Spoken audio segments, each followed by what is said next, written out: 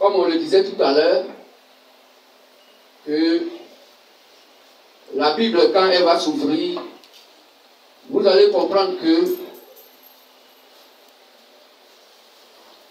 quand elle va commencer à vous choquer, quelques personnes parmi vous vont commencer à réfléchir autrement.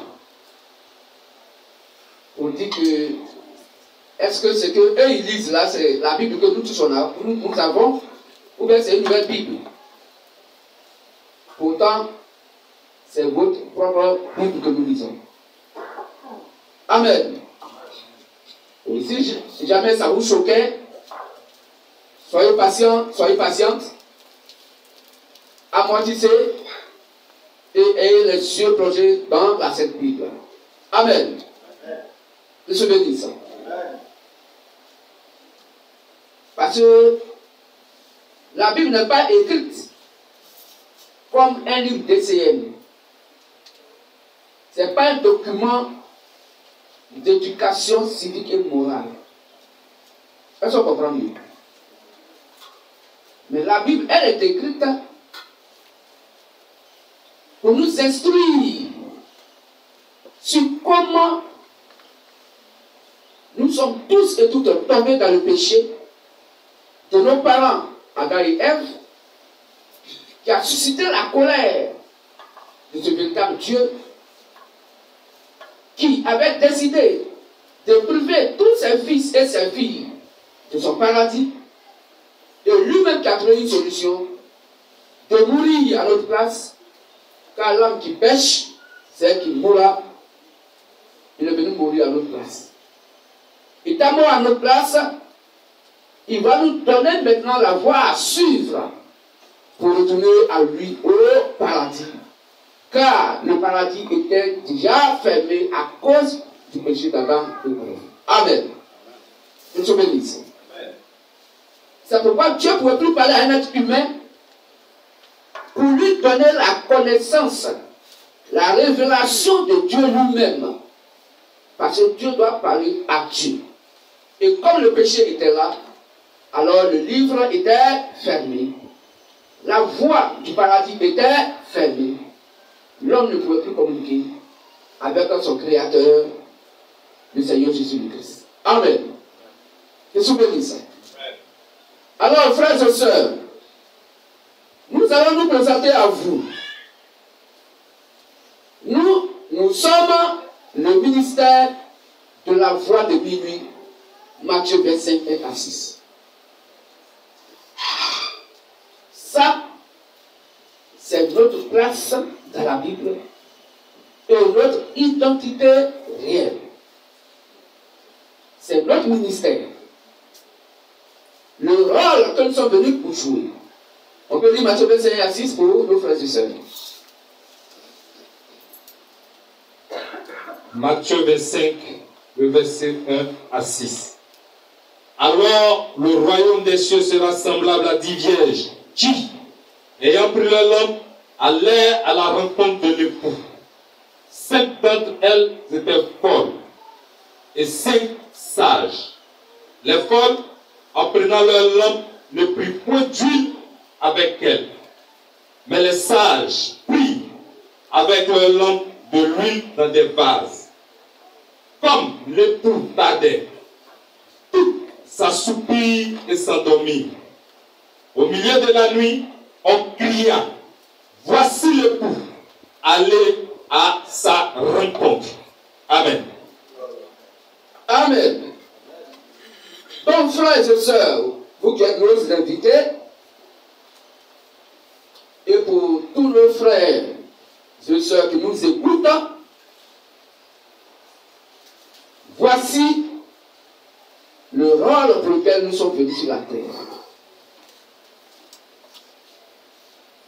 La Bible dit, le royaume des cieux est semblable à 10 vierges. Donc ça concerne 10 vierges. Quand donc Dieu parle de vierge, et naturellement, quand on parle donc d'une vierge, c'est une femme. Amen. Donc Dieu parle de 10 vierges. Parmi lesquelles il y a 5 qui sont sages et 5 autres folles. Elle n'était pas atteinte de la folie physique. Mais qu'est-ce que tu appelles la folie? Qu'est-ce que tu appelles une vierge? Donc une femme vierge. Ce n'est pas la virginité physique de la femme physique. Mais tu es dans l'esprit, il tient le langage spirituel. Amen. Dans le royaume des cieux est semblable à 10 vierges qui devaient se marier donc à leur époux, qui est Christ. Et comment il tardait à venir, alors elles se sont toutes assoupies et elles se sont endormies. Il n'y a pas une vierge qui était quelque part ailleurs, qui était allée dans un maquis ou bien quoi que ce soit, ou qui a été appelée par quelqu'un d'autre, ou qui est parti vaquer à d'autres occupations. Mais toutes les 10 vierges étaient quoi? Assoupies et endormies. Amen. Amen. Que Dieu bénisse. Frères et sœurs, qu'est-ce que Dieu appelle une vierge? Amen. Prenons d'abord le livre de 2 Corinthiens 11, à partir du verset 2 à 3. 2 Corinthiens 11, verset 2 à 3. Car je suis jaloux de vous d'une jalousie de Dieu, parce que je vous ai fiancé à un seul époux, pour vous présenter à Christ comme une vierge pure. Toutefois, de même que le serpent séduisit Ève par la ruse, je crains que vos pensées ne se corrompent et ne se détournent de la simplicité à l'égard de Christ. Amen. Amen. Donc Paul, animé par le Saint-Esprit, dit à l'assemblée qui était là devant lui, tel que vous êtes ce matin, il dit, c'est moi, je vous ai fiancé à Christ comme une vierge, pure, sans tache. Amen. Mais l'assemblée à laquelle le frère Paul parlait, il y avait des femmes et des hommes. Tel que ce matin, des hommes sont assis, des femmes sont assises, des enfants sont aussi dans leur salle. Amen. Mais Paul dit que tout ce peuple-là, toutes ces personnes sont considérées par Dieu comme une seule personne. Et il appelle ça une vierge. Quand on parle d'une vierge, on parle d'une femme. Amen. Est-ce qu'on comprend mieux? Lisons Ésaïe 54, verset 5.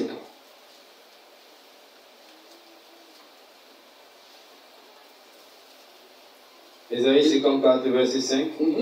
Car ton Créateur est ton époux. Car ton Créateur est ton époux. Ah, le Créateur, c'est qui? Le Seigneur Jésus, le Christ. Donc le couple des 10 vierges, c'est le Créateur qui est le Seigneur Jésus, Christ. Ce n'est pas un autre époux. Est-ce qu'on comprend mieux? Tu te souviens ça? Amen. Car ton Créateur est ton époux. Les autres époux. Que je bénisse. Prenons Ephésiens 5, 22 jusqu'au verset donc 25. Ephésiens 5, verset 22 à 25. Femmes, soyez soumises à vos maris. Soyez soumises à vos maris comme au Seigneur. Comme au Seigneur. Car le mari est le chef de la femme. Comme Christ est le chef de l'Église. Comme Christ est le chef de l'Église. De la même manière que le mari est le chef de la femme, Christ est le chef de l'Église parce qu'il est le mari de l'Église. Continue. Qui est son corps. Qui est son corps. Et dont il est le sauveur. Or de même que l'Église est soumise à Christ. Donc de même que l'Église est soumise à Christ, les femmes aussi doivent l'être à leur mari en toutes choses. En toutes choses. Marie, aimez vos femmes.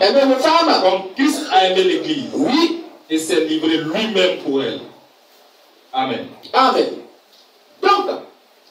prenant en compte les Saintes Écritures, la femme pour Dieu ici, la Vierge pour Dieu ici, est quoi? L'Église. Est-ce qu'on comprend mieux? Qu'est-ce qu'on dit ça? Mais l'Église, pas n'importe laquelle, mais une Église qui est vierge. C'est elle qui doit être l'époux de Christ. Donc les 10 vierges étaient donc un type de personnes, des personnages, des hommes, des femmes qui donc devaient attendre leur époux appelé le Seigneur Jésus-Christ. Amen. Qu'est-ce que dit ça? Mais Dieu les voulait d'abord vierges. Oh, frères et sœurs, il n'y a que 2 esprits qui sont sur la terre. Matthieu 13, 24 dit que le blé et l'ivraie étaient dans le champ de Dieu. Amen. Le blé qui est la bonne semence et l'ivraie la mauvaise semence. Genèse 1, verset 11 dit que chaque plante doit produire selon son espèce, selon sa semence et selon sa saison. Amen. Qu'est-ce que vous dites ça? C'est pourquoi dans le jardin d'Éden, il y avait l'arbre de vie et il y avait l'arbre de la connaissance du bien et du mal. C'est pourquoi dans la première adoration, il y a eu Caïn et il y a eu Abel. Caïn qui est né de Satan et Abel qui est né d'Adam. Caïn est négatif et donc Abel est positif. Amen. Qu'est-ce que vous dites? Donc, frères et sœurs, la Bible nous dit, ces vierges-là, elles l'étaient parce que selon le livre de Jérémie 1, qu'on va lire à partir du verset 9 au verset 12, Dieu dit à Jérémie, je mets mes paroles dans ta bouche et je t'envoie pour que tu puisses arracher, tu puisses détruire, tu puisses brûler et replanter. On peut lire rapidement. Puis l'Éternel étendit sa main, Oui. et toucha ma bouche. Et il toucha ma bouche. Et l'Éternel me dit, Et il me dit, voici, je mets mes paroles dans ta bouche. voici, je mets mes paroles dans ta bouche. Regarde, Regarde. je t'établis aujourd'hui sur la nation Oui. et sur le royaume, Et sur les royaumes, pour que tu arraches pour que tu arraches, et que tu abattes, tu vas abattre, pour que tu ruines tu vas ruiner, et que tu détruises, tu vas détruire, pour que tu bâtisses et puis tu vas bâtir, et que tu plantes. et tu vas planter. Amen. Mais la nature nous enseigne la parole de Dieu, qui veut donc planter dans un champ, dans la broussaille, et il ne peut pas couper la broussaille d'abord. Amen. Il faut couper la broussaille. Or, tu n'as pas tourné la broussaille vierge, parce que le terrain n'est pas vierge à cause de la broussaille. Il faut rendre le terrain vierge. Donc il faut nettoyer pour que le terrain soit nu. Est-ce qu'on comprend un peu? Nous expliquons de par les Saintes Écritures, en prenant en compte la nature pour expliquer mieux la virginité. Amen. Amen. Puisque le terrain est déjà poussé, donc le terrain n'est pas vierge. Il faut donc abattre les arbres, il faut brûler avant de planter. Amen. Comme l'a dit à Jérémie. Tout ce que dit ça. Alors, au début, chacun d'entre nous avait la connaissance satanique. Parce que nous sommes plus ou moins chacun partis dans des lieux de prière où il n'y avait pas le véritable Dieu. On a accompagné nos parents dans des lieux de prière. On a accompagné nos parents dans des bois sacrés. On a accompagné nos parents dans des lieux de prière qui n'avaient rien à voir avec la véritable adoration. Est-ce qu'on comprend mieux?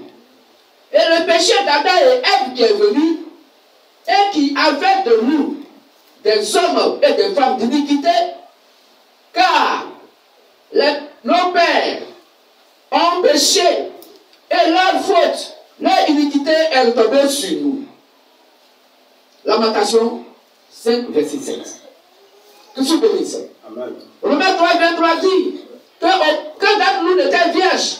Pourquoi? Parce que nous sommes plus ou moins allés adorer Satan sans le savoir. Dans les bois sacrés, dans des dénominations religieuses, dans des églises et ainsi de suite. Alors, tous ont péché et sont privés de la gloire de Dieu depuis le livre de Genèse. Amen. Alors, aucun ne pouvait être donc reconnu vierge selon Dieu. Que se bénisse. Amen. Que se bénisse. Amen. Quand le Seigneur Jésus le Christ est venu et qu'il a offert son sang, car sans infusion de sang, il n'y a pas de pardon de péché. Alors, à partir de ce instant, quand le Saint-Esprit est venu de par les apôtres de Jésus le Christ, ayant prêché au travers d'eux, le Saint-Esprit va ouvrir une brèche maintenant pour nous, afin de pouvoir donc arracher, détruire, enlever et brûler la fausse adoration qui était en nous. C'est pas la Bible dit que celui qui croira et qui sera baptisé sera sauvé, mais celui qui ne croira pas sera condamné. Donc le fait que nous acceptons l'évangile des apôtres, que nous acceptons Christ au travers de l'évangile des apôtres, et que nous faisons baptiser pour prendre un engagement de bonne conscience envers Dieu, alors Dieu dit que nous sommes maintenant vierges. Est-ce que vous comprenez? Raison pour laquelle Jésus pourrait dire, allez faire des nations des disciples, baptisez-les au nom du Père, du Fils et du Saint-Esprit, et après les avoir donné le baptême, avant qu'ils soient baptisés, étant maintenant vierges, vous pouvez mettre la sémence maintenant dans leur cœur, qui est l'enseignement. Amen. Est-ce que vous comprenez? Alors prêchez la bonne nouvelle. Celui qui croira et qui sera baptisé sera sauvé. Il faut croire à quelque chose d'abord, avant de prendre un engagement. Le fait que l'évangile a train de prêcher ce matin, pour ceux qui n'ont pas encore pris d'engagement envers Dieu, par donc le baptême, puisque chacun aussi, au milieu de nous, a eu des adorations qui n'ont rien à voir avec donc la foi du Seigneur Jésus le Christ, selon Matthieu 17. Alors, frères et sœurs, il va falloir accepter l'évangile que les apôtres ont prêché. À partir de ce testant, vous acceptez l'heure du baptême et après vous recevez l'enseignement. Que je bénisse. C'est pourquoi quand les gens mettent déjà la sémence dans la broussaille de votre cœur, par l'enseignement, en faisant 5 ans de cours de catéchuménat, 6 mois de cours de base, cours de baptême, on vous enseigne d'abord, avant de nettoyer le terrain. Avec quoi ils vont nettoyer finalement? Vous voyez comment ça ne marche pas? On ne peut pas enseigner quelqu'un d'abord avant de le baptiser. Il faut qu'il soit baptisé. S'il est baptisé, alors il est vierge. En acceptant l'évangile, la doctrine des apôtres. Donc la vierge, c'est toute personne ayant en lui l'évangile des apôtres, ayant cru à cet évangile. Et qui reçoit maintenant l'enseignement, la sémence de bas, l'enseignement, selon Matthieu 17, car la foi, elle vient de ce qu'on entend, et ce qu'on entend vient de la parole de Christ. Amen. Donc la vierge n'est pas celle qui l'est physiquement, mais c'est toute personne, homme et femme, qui croit au Seigneur Jésus le Christ, mais de par l'évangile que les apôtres ont prêché. Selon que le dit Jean 17, verset 20. Ce n'est pas pour eux seulement que je prie, mais je prie pour tous ceux qui croient en moi, Jésus-Christ, mais de par eux leur parole. Qui se bénisse.